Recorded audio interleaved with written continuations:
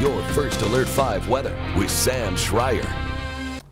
Well, good afternoon, everyone. The hope is that later on today and tonight we'll get some thunderstorms through the area, but those chances aren't spectacular across southern Colorado. Now, we're still seeing a bit of haze over the mountains. We had what's called an inversion last night, which is warmer air up above the surface that trapped that smoke right next to the ground and in the mountains. Now, as we warm up, those inversions go away, but I think there's just so much smoke that we brought in last night, it hasn't been able to completely clear out along Colorado Springs mountains. But Pueblo, visibility is great out across the city. 80 degrees in the Springs, 84 in Pueblo. An easterly component to both winds tells me that we are bringing in this moist air. Areas in the green are in the 50s for the dew points, 40s along Lyman to La Junta. Now, Colorado Springs, the dew point is stuck at 26. That's going to need to get up towards the 40s if we're going to see some storms in the area later today, because the dew point in the 20s, that's pretty dry air. That doesn't really allow for a whole lot of thunderstorm activity.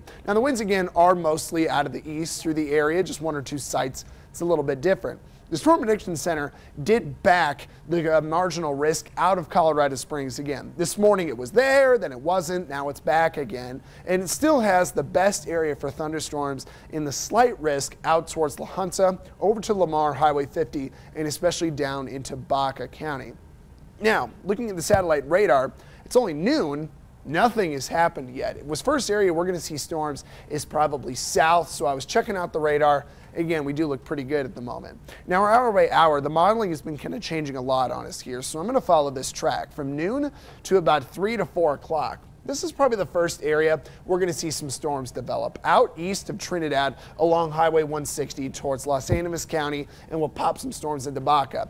The hour by hour on this model does have some spotty activity over the mountains, but it's probably overdoing most of this. I could see a couple storms off through parts of the Rampart Range and Teller County, but even this storm out by Colorado Springs at 7.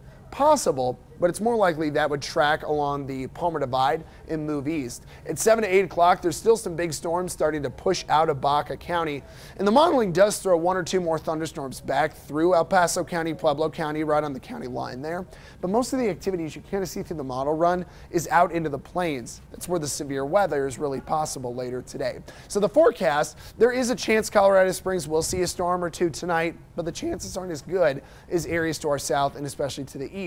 Now, tomorrow, more afternoon thunderstorm chances do look possible. 92 on Thursday, probably the driest looking day of the 7-day here, but we do get more chances to come back in through the weekend. Saturday looks pretty dry as well. Going into Pueblo, you are hot on Thursday, 98 degrees. There's a small chance of thunderstorms, so you're probably going to be a little too warm to get much action and be kind of that night if anything was going to pop on through. 92 today and tomorrow. We're well on our way, and again, small chances of rain almost every day this week. Hopefully one of these really does pan out, because there is a chance every day, but it's not a guarantee.